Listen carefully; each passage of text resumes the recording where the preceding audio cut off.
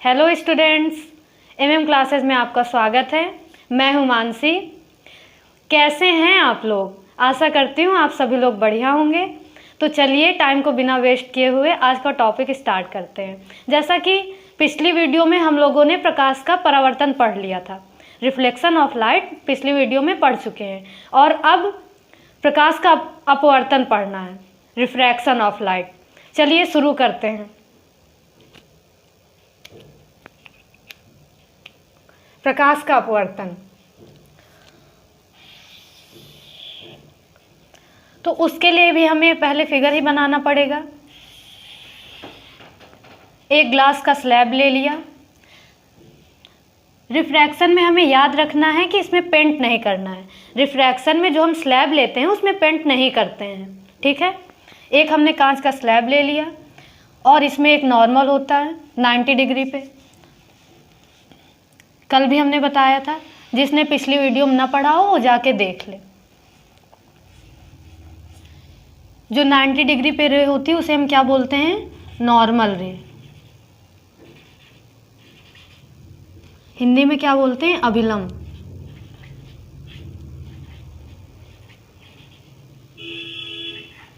ठीक है।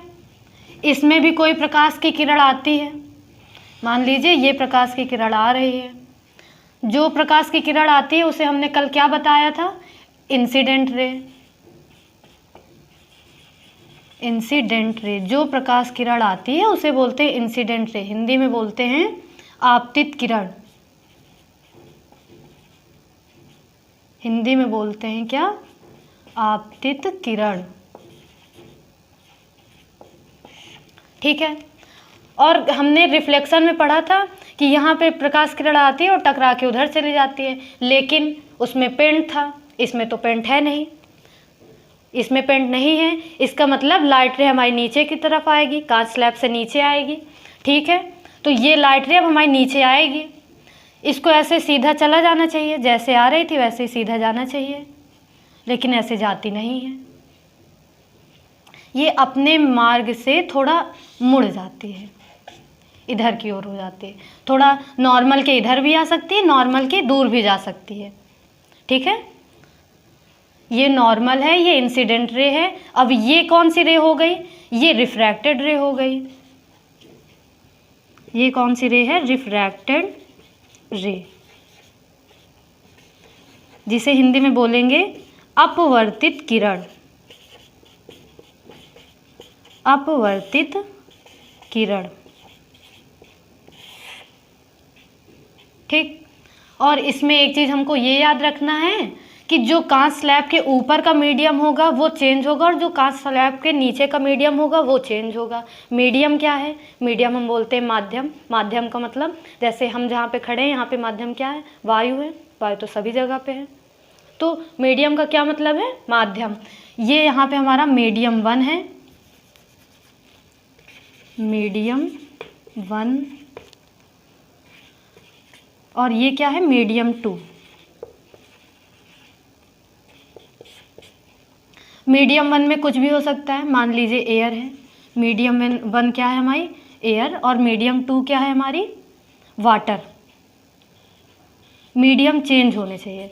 रिफ्रैक्शन में हमको क्या याद रखना है? रिफ्रैक्शन में मीडियम चेंज होते हैं। तो इसमें इसको अगर हमें डिफाइन करना हो तो हम क्या बोलेंगे? जब कोई प्रकाश किरण एक माध्यम से दूसरे माध्यम में प्रवेश करती है, जब कोई प्रकाश किरण एक माध्यम से दूसरे माध्यम में प्रवेश करती है, तो वह अपने मार्ग से थोड़ा विचलित हो जाती है। उसे सीधा चला जाना चाहिए था, लेकिन वो सीधा नहीं जाती है, अपने मार्ग से थोड़ा विचलित हो जाती है। विचलित होने का मतलब जिधर जा रही थी उधर ना जाके थोड़ा इधर उधर हो गई, या तो इधर हो गई या तो उधर हो गई। ठीक है। इंग्लिश में क्या कहेंगे? इंग्लिश में कहेंगे bending of light. Bending of light, bending मतलब विचलित होना। Bending of light when it enters one medium to another medium. जब कोई प्रकाश किरण एक माध्यम से दूसरे माध्यम में प्रवेश करती है तो वह अपने मार्ग से थोड़ा विचलित हो जाती है। इस घटना को प्रकाश का अपवर्तन कहते हैं। चलिए लिख देते हैं इसे। जब कोई प्रकाश किरण एक माध्यम से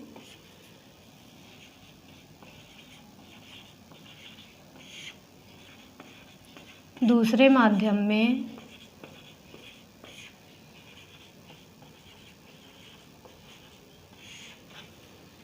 प्रवेश करती है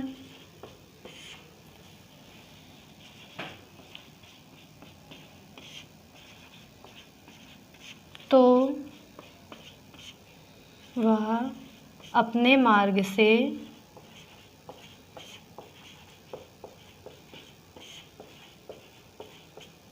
थोड़ा विचलित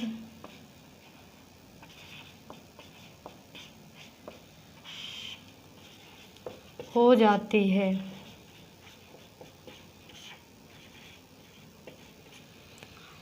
इस घटना को या इसे प्रकाश का अपवर्तन कहते हैं। जब कोई प्रकाश किरण एक माध्यम से दूसरे माध्यम में प्रवेश करती है तो वह अपने मार्ग से थोड़ा विचलित हो जाती है। इस घटना को प्रकाश का अपवर्तन कहते हैं। अब बात करते हैं माध्यम की। माध्यम क्या होता है? माध्यम दो प्रकार के होते हैं। कौन कौन से? एक रेयर, एक डेंसर। सघन माध्यम, विरल माध्यम। तो आइए इसके बारे में देखते हैं। Denser medium and rare medium.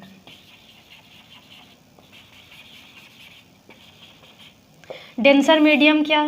Denser medium को हिंदी में बोलते हैं सघन माध्यम। रेयर मीडियम को हिंदी में बोलते हैं विरल माध्यम।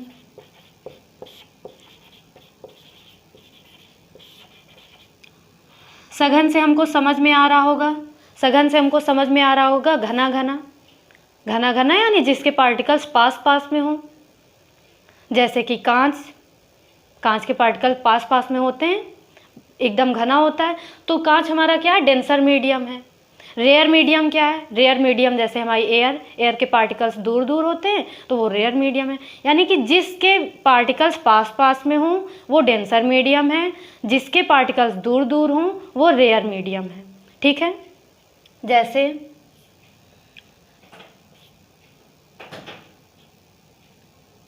जैसे हमारा कांच, जल आदि। विरल माध्यम जैसे हमारा वायु। ठीक है। तो अब हमने मीडियम जान लिया, मीडियम 1, मीडियम 2। मीडियम क्या है? माध्यम, सघन माध्यम, विरल माध्यम। अगर प्रकाश किरण हमारी, अब देखिए, अब इसमें हमको थोड़ा सा इम्प्रूवमेंट करना है। क्या इम्प्रूवमेंट करना है? अभी तक हमको मीडियम के बारे में नहीं पता था, अब हमें मीडियम के बारे में पता चल गया है। तो अब यहाँ पे हम मीडियम नहीं लिखेंगे, यहाँ पे हम लिखेंगे रेयर मीडियम। रेयर मीडियम, इसको हम कर दें डेंसर मीडियम। Denser medium. तो अब अगर हमको डेफिनेशन बतानी है तो हम क्या बताएंगे? जब कोई प्रकाश किरण रेयर मीडियम से डेंसर मीडियम में आती है तो वह नॉर्मल की ओर बेंड हो जाती है, नॉर्मल की ओर झुक जाती है। जब कोई प्रकाश किरण विरल माध्यम से सघन माध्यम में आती है तो वह अविलंब की ओर झुक जाती है। जब कोई प्रकाश किरण विरल माध्यम से सघन माध्यम में आती है तो वह अविलंब की ओर झुक जाती है। ठीक है। अगर इसी का उल्टा कर दें, उल्टा क्या कर दें हम? प्रकाश किरण में यहाँ पे पहला माध्यम हम सघन कर दें और दूसरा माध्यम विरल कर दें। अब अगर कोई प्रकाश किरण सघन माध्यम से विरल माध्यम में आए, अब अगर कोई प्रकाश किरण सरल माध्यम से विरल माध्यम में आए तो क्या होगा? अगर रेयर से डेंसर में जा रही तो वो अविलंब की ओर, नॉर्मल की ओर बेंड होती है। अगर रेयर से डेंसर में आ रही तो नॉर्मल की ओर बेंड होती है। अगर डेंसर से रेयर में आ रही है तो फिर नॉर्मल से दूर जाती है। ऐसे सीधा जाना चाहिए था इसको, लेकिन ये ऐसे सीधा नहीं जाती है। ऐसे सीधा जाना चाहिए था लेकिन ऐसे सीधा नहीं जाती है। किधर की ओर जाती है? नॉर्मल से दूर हट जाती है, यानी कि ये ऐसे निकल जाती है। ये भी रिफ्रैक्शन है, ये भी रिफ्रैक्शन है। रिफ्रैक्शन की डिफिनीशन हमने आपको बता दी, ठीक है। मीडियम की वजह से रिफ्रैक्शन के दो केसेस हो जाते हैं। जब लाइट रे रेयर से डेंसर में जाती है तो अभिलंब की ओर झुक जाती है, और जब लाइट रे सघन से विरल में आती है तो अभिलंब से दूर हट जाती है। ठीक, इसको लिख के बता देते हैं। जब light ray denser to rare denser to rare जा रही है तो क्या हो रहा है? अभिलंब से दूर जा रही है तो क्या होता है? नॉर्मल से डिस्टेंट हो जाती है, या हिंदी में लिख दें अभिलंब से दूर हो जाती है। अभिलंब से दूर हो जाती है।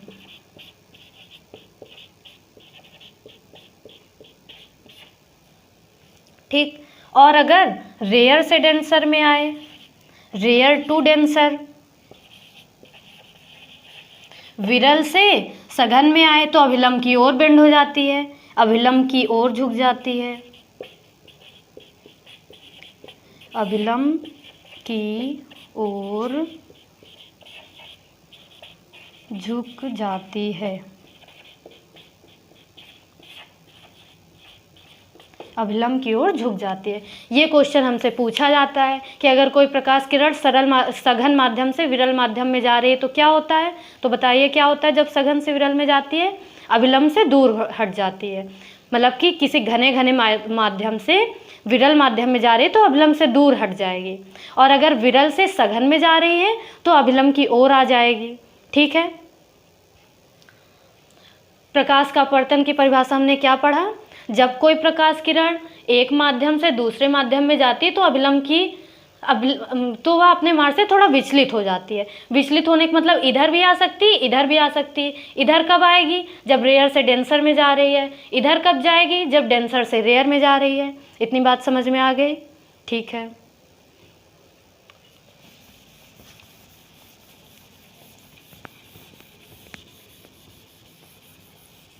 ये हमने रिफ्रैक्शन की डिफिनीशन पढ़ ली, रिफ्रैक्शन ऑफ लाइट की डिफिनीशन पढ़ ली। अब हमें पढ़ना है लॉ ऑफ रिफ्रैक्शन, रिफ्रैक्शन के नियम पढ़ने हैं। ठीक,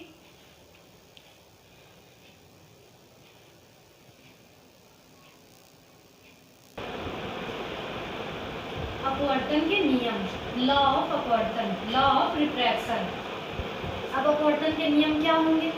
यहाँ पे हमको दिख रहा है, incident ray and refracted ray and normal ray lie on the same point. आपतित किरण, अपवर्तित किरण तथा अभिलंब तीनों एक ही तल पर होते हैं। यही हमारा नियम नंबर 1 है, रूल नंबर 1। रिफ्लेक्शन में भी 2 नियम होते हैं और रिफ्रैक्शन में भी 2 नियम होते हैं। रिफ्लेक्शन और रिफ्रैक्शन नाम से काफ़ी सेम लगते हैं, इसमें बच्चे कंफ्यूज बहुत होते हैं। ठीक है, तो इसमें बिल्कुल भी कंफ्यूजन नहीं रखना है, बहुत ही आराम से धीरे हुए समझते हुए चलना है। ठीक, देखिए रूल नंबर 1 क्या है? आपतित किरण,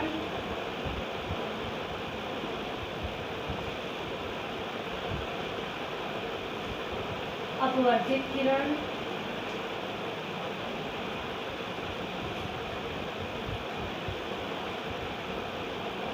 तथा अभिलंब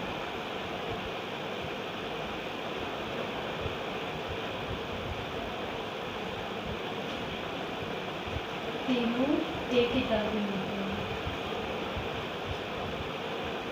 तीनों एक ही तल पर होते हैं, जो कि हमें दिख भी रहा है, तीनों एक ही तल पर हैं। अब नॉर्मल और इंसिडेंट रे के बीच में कोई एंगल बन रहा है, नॉर्मल और इंसिडेंट रे के बीच में कोई एंगल बन रहा है, इस एंगल को बोलते हैं इंसिडेंट एंगल I। नॉर्मल और रिफ्रैक्टेड रे के बीच में एक एंगल बन रहा है, इसे बोलते हैं रिफ्रैक्टेड एंगल R। रिफ्लेक्शन में इसे हम रिफ्लेक्टेड एंगल बोलते हैं, रिफ्लेक्शन में आर को हम रिफ्लेक्टेड एंगल बोलते हैं और रिफ्रैक्शन में आर को हम रिफ्रैक्टेड एंगल बोलते हैं, परावर्तित कोण तथा अपवर्तित कोण। ठीक है, ये कौन सा कोण है? अपवर्तित कोण। तो नियम नंबर 2 लिखना है हमको। आई क्या है हमारा? आई क्या है? Incident angle. Incident angle.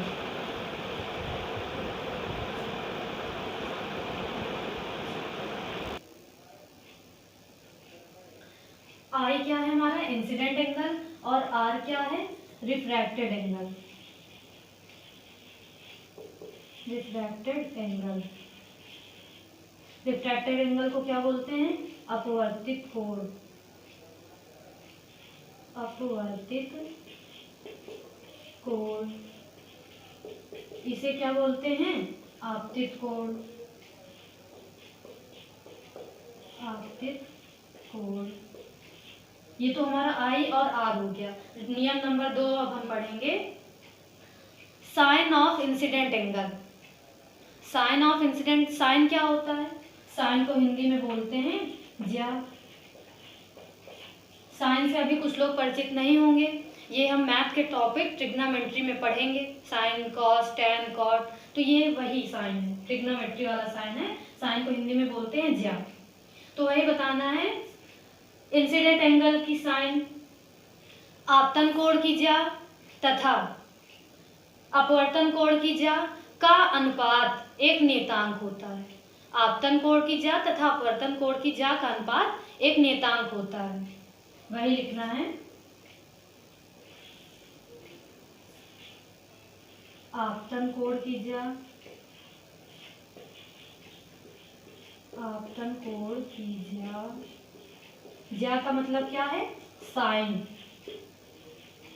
आपतन कोण की ज्या तथा अपवर्तन कोण की ज्या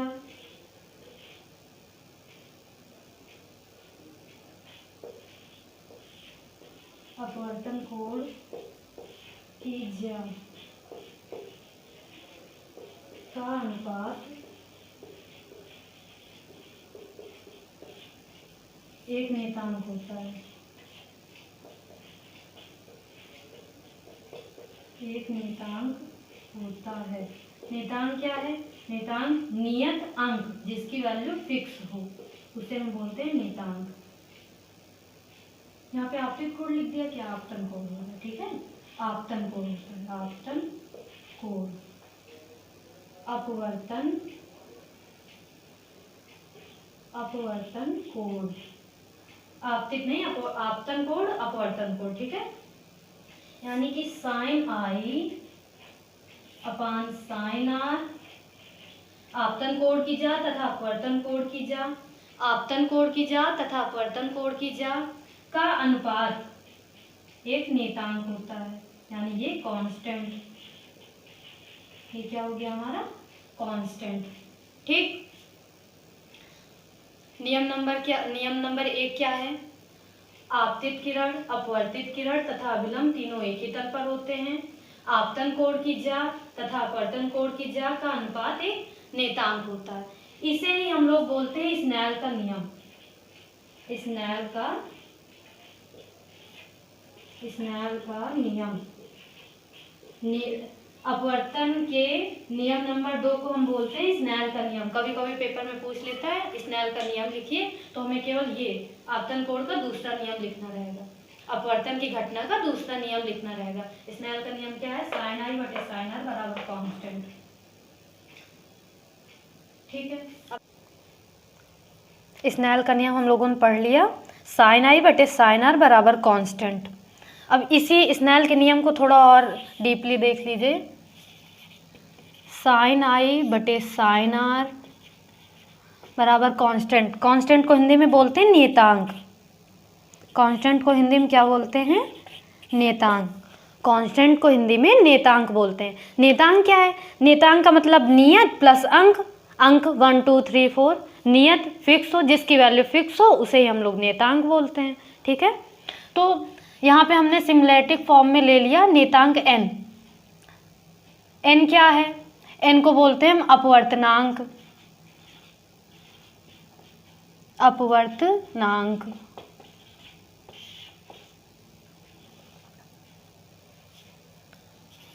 अपवर्तनांक किसी भी माध्यम का होता है, सभी माध्यम के अपवर्तनांक अलग अलग होते हैं। यहाँ कई बुक में लिखा रहता है 1 and 2। 1 and 2 का क्या मतलब है? पहले माध्यम के सापेक्ष दूसरे माध्यम का अपवर्तनांक। पहले माध्यम के सापेक्ष दूसरे माध्यम का अपवर्तनांक। पहले माध्यम के सापेक्ष दूसरे माध्यम का अपवर्तनांक। अपवर्तनांक सभी माध्यम के अलग अलग होते हैं, ठीक है। इसे ही हम लोग लिख देते हैं sin i बटे sin r बराबर n1/n2। ठीक, 1n2 की जगह अगर लिखा हो 2n1। 2n1 का क्या मतलब होगा? इसका मतलब दूसरे माध्यम के सापेक्ष पहले माध्यम का अपवर्तनांक, दूसरे माध्यम के सापेक्ष पहले माध्यम का अपवर्तनांक। इसका अगर हम ओपन करें तो क्या होगा? n2/n1। अगर 2n1 लिखा है इसका मतलब दूसरे माध्यम सापेक्ष पहले माध्यम का अपवर्तनांक, और अगर 1n2 लिखा है तो इसका मतलब पहले माध्यम के सापेक्ष दूसरे माध्यम का अपवर्तनांक, ठीक है। यही हमारा स्नेल का नियम है और यही हमारा अपवर्तन का दूसरा नियम भी है, ठीक। अब आगे देखते हैं अपवर्तनांक क्या है। अपवर्तनांक के बारे में थोड़ा सा जान लेते हैं।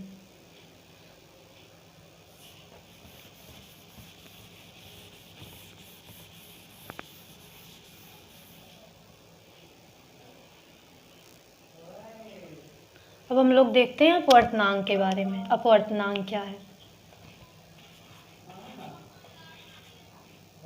अपवर्तनांक अपवर्तनांक को इंग्लिश में बोलते हैं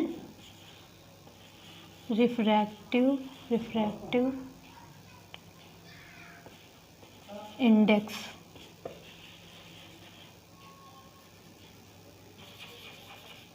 अपवर्तनांक को इंग्लिश में बोलते हैं रिफ्रैक्टिव इंडेक्स। अपवर्तनांक को इंग्लिश में बोलते हैं रिफ्रैक्टिव इंडेक्स। इसे n से प्रदर्शित करते हैं। अपवर्तनांक को काहे से प्रदर्शित करते हैं? n से। अपवर्तनांक दो प्रकार के होते हैं,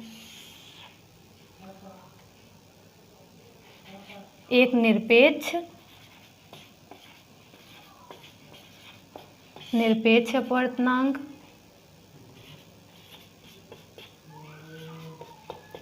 और दूसरा सापेक्ष अपवर्तनांक।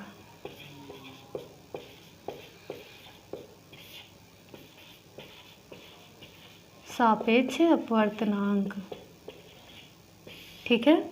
निरपेक्ष अपवर्तनांक को इंग्लिश में बोलते हैं absolute refractive index. Absolute refractive index सापेक्ष अपवर्तनांक को बोलते हैं रिलेटिव रिफ्रैक्टिव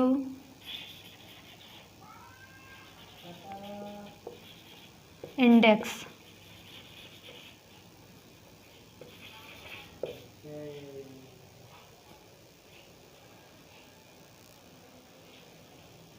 निरपेक्ष अपवर्तनांक और सापेक्ष अपवर्तनांक। निरपेक्ष अपवर्तनांक क्या है?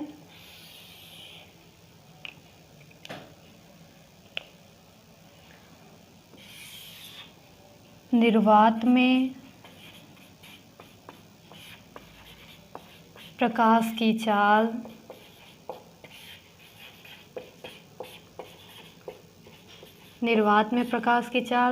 तथा माध्यम में प्रकाश की चाल, किसी माध्यम में प्रकाश की चाल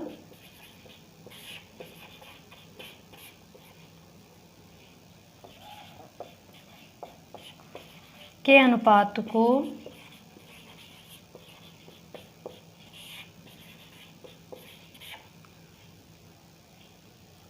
निरपेक्ष अपवर्तनांक कहते हैं।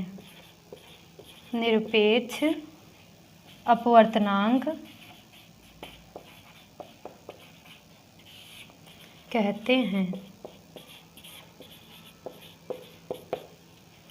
निर्वात में प्रकाश की चाल, निर्वात क्या होता है? वात मतलब हवा, निर मतलब नहीं, निर्वात जहाँ पे हवा ना हो यानी कि वैक्यूम, चाल मतलब स्पीड, प्रकाश की चाल यानी स्पीड ऑफ लाइट, यानी कि वैक्यूम में स्पीड ऑफ लाइट, वैक्यूम में स्पीड ऑफ लाइट और किसी माध्यम में स्पीड ऑफ लाइट। माध्यम का मतलब, माध्यम हमने बताया हवा, जल, कांच और इसी तरीके के, ठीक है। तो निर्वात में प्रकाश की चाल तथा माध्यम में प्रकाश की चाल के अनुपात को निरपेक्ष अपवर्तनांक कहते हैं। यानी कि अपवर्तनांक को हम काहे से इंडिकेट करते हैं? एन से, यानी निरपेक्ष अपवर्तनांक एन बराबर, निर्वात में प्रकाश की चाल क्या होती है? निर्वात में प्रकाश की चाल को हम सी से इंडिकेट करते हैं, ठीक है। निर्वात में प्रकाश की चाल, निर्वात का मतलब समझ गए, जहाँ पे वायु ना हो। निर्वात में प्रकाश की चाल को हम सी से इंडिकेट करते हैं। इसकी फिक्स वैल्यू होती है क्या?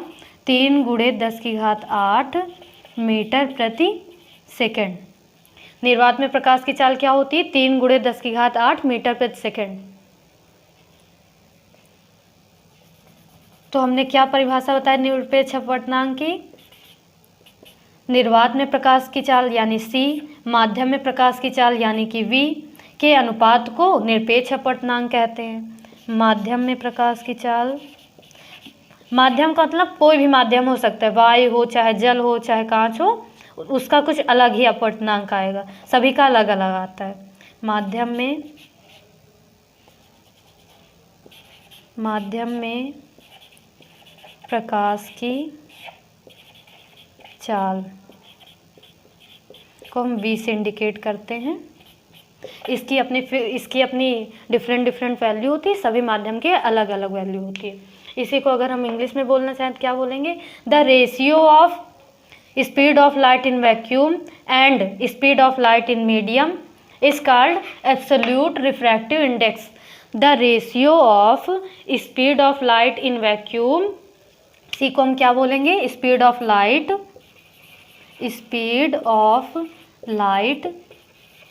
In vacuum. V को क्या बोलेंगे? Speed of light in medium. The ratio है ये, the ratio of speed of light in vacuum and speed of light in medium is called absolute refractive index. निर्वात में प्रकाश की चाल तथा माध्यम में प्रकाश की चाल के अपवर्तनांक को निरपेक्ष अपवर्तनांक कहते हैं, ठीक है। सापेक्ष अपवर्तनांक क्या होता है? सापेक्ष अपवर्तनांक देख लेते हैं।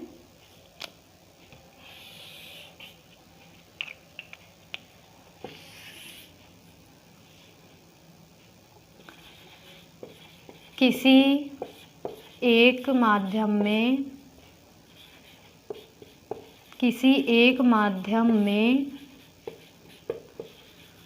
प्रकाश की चाल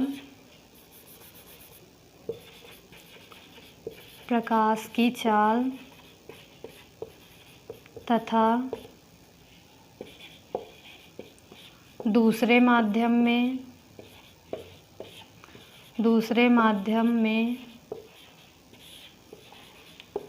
प्रकाश की चाल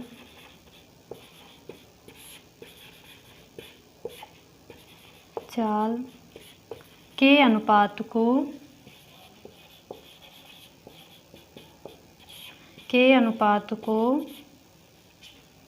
सापेक्ष अपवर्तनांक कहते हैं। सापेक्ष अपवर्तनांक कहते हैं।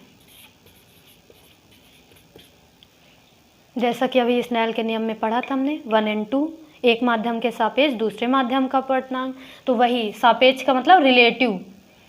1 और 2 पहले माध्यम के सापेक्ष दूसरे माध्यम का अपवर्तनांक बराबर पहले माध्यम में प्रकाश की चाल बटे दूसरे माध्यम में प्रकाश की चाल। 1n2 बराबर v1 अपान v2। v1 v2 क्या है? पहले माध्यम में प्रकाश की चाल। v2 क्या है? दूसरे माध्यम में प्रकाश की चाल। तो सापेक्ष अपवर्तनांक क्या है? किसी एक माध्यम में प्रकाश की चाल तथा दूसरे माध्यम में प्रकाश की चाल के अनुपात को सापेक्ष अपवर्तनांक कहते हैं 1n2। निरपेक्ष अपवर्तनांक क्या है? निर्वात में प्रकाश की चाल तथा किसी माध्यम में प्रकाश की चाल के अनुपात को निरपेक्ष अपवर्तनांक कहते हैं। निर्वात में प्रकाश की चाल की वैल्यू क्या होती है? 3 × 10⁸ मीटर प्रति सेकेंड। ठीक है, कहीं कहीं पे मीटर प्रति सेकेंड को, यहाँ पे हमने नहीं लिखा, साफ हो गया वो, कहीं कहीं पे मीटर प्रति सेकेंड को लिखा जाता है metre second inverse. Metre second inverse, तो मीटर सेकेंड इनवर्स कहें या मीटर प्रति सेकेंड कहें, दोनों की बात एक ही है। ठीक है, तो ये हमारी अपवर्तनांक की बात हो गई। आइए आगे देखते हैं इमेज प्रतिबिंब। इमेज क्या है? तो इमेज क्या है?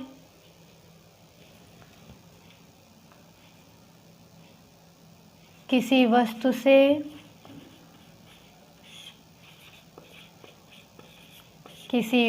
से चलने वाली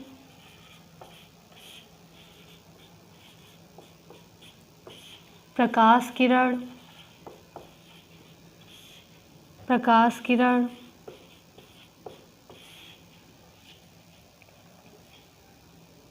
परावर्तन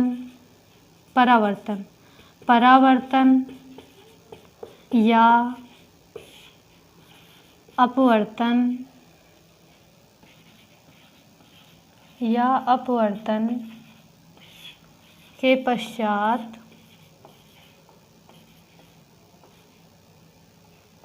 पश्चात जिस बिंदु पर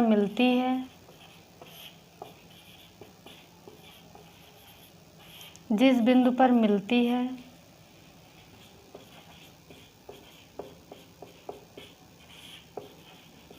या मिलती हुई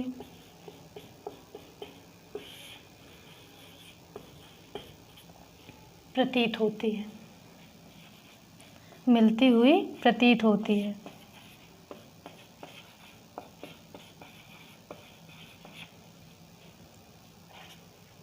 उसे या उस बिंदु को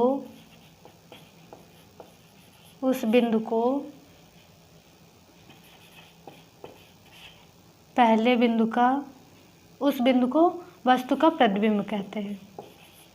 उस बिंदु को वस्तु का प्रतिबिंब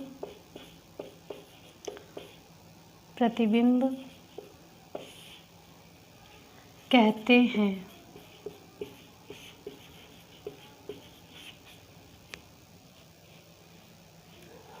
किसी वस्तु से चलने वाली प्रकाश किरण, जैसे कोई वस्तु है, जैसे ये मार्कर है, इसमें प्रकाश पड़ा तो इससे प्रकाश किरणें निकली, फिर इसका इमेज हमारे रेटिना पे बना, तो ये मार्कर हमें दिख रहा है, आप सब लोग हमें भी देख पा रहे हैं। तो वही किसी वस्तु से चलने वाली प्रकाश किरण अपवर्तन या परावर्तन के पश्चात, भाई प्रकाश किरणें निकली हैं तो या तो परावर्तन होगा, मतलब अगर पेंट है तो टकराएंगे, टकरा के वापस लौट जाएंगे, या तो परावर्तन होगा या फिर अपवर्तन होगा। अपवर्तन कब होता है? जब किसी कांच स्लैब में पेंट नहीं करते हैं, तो पेंट नहीं करते, अपवर्तन आती है, प्रकाश किरणें सीधी जानी चाहिए लेकिन वो अभिलंब की ओर झुक जाती है या अभिलंब से दूर हट जाती है। ठीक है, तो अपवर्तन या परावर्तन के पश्चात जिस बिंदु पर मिलती हैं, अब प्रकाश किरणें गई, अपवर्तन हुआ या परावर्तन हुआ, टकरा के वापस आई, जब वापस आएंगी तो एक दूसरे को काटेंगी, जहाँ पे ये प्रकाश किरणें एक दूसरे को काटती हैं वहीं पे वस्तु का प्रतिबिंब बनता है। ठीक है, किसी वस्तु से चलने वाली प्रकाश किरण परावर्तन या अपवर्तन के पश्चात जिस बिंदु पर मिलती हैं या मिलती हुई प्रतीत होती, या तो वास्तव में मिलेंगी या तो मिलती हुई प्रतीत होंगी, तो उसे हम वस्तु का प्रतिबिंब कहते हैं। प्रतिबिंब कितने प्रकार की होती है? प्रतिबिंब 2 प्रकार के होते हैं। प्रतिबिंब 2 प्रकार के होते हैं। कौन कौन से? वास्तविक प्रतिबिंब, वास्तविक प्रतिबिंब और आभासी प्रतिबिंब, आभासी प्रतिबिंब।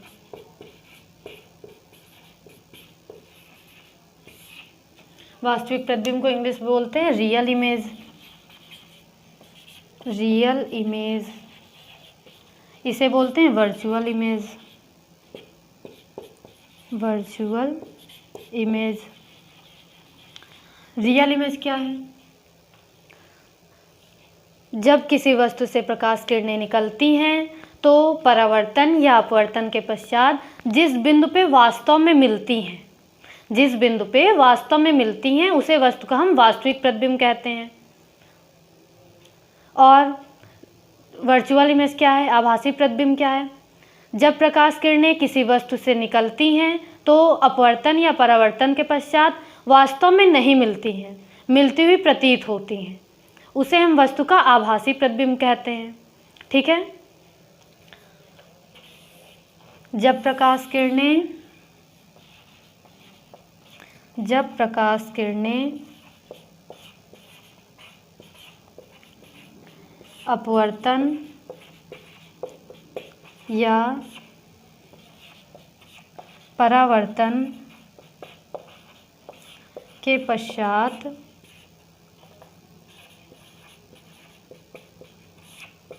वास्तव में मिलती हैं,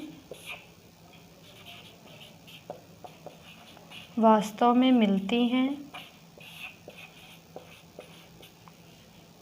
उसे वस्तु का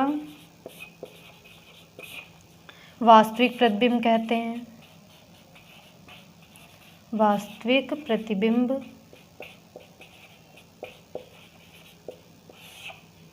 कहते हैं। और आभासी प्रतिबिंब क्या है? जब प्रकाश किरणें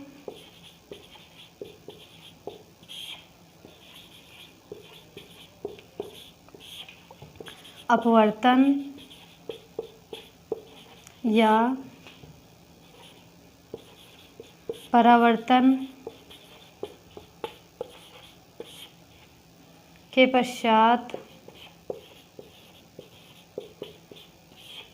वास्तव में नहीं मिलती, वास्तव में नहीं मिलती,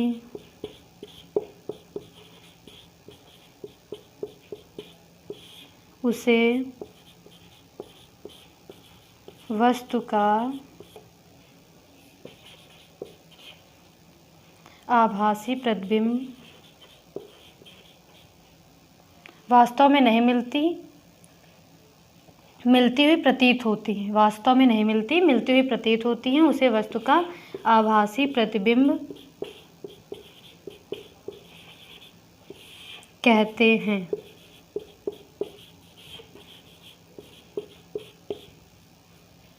ठीक है।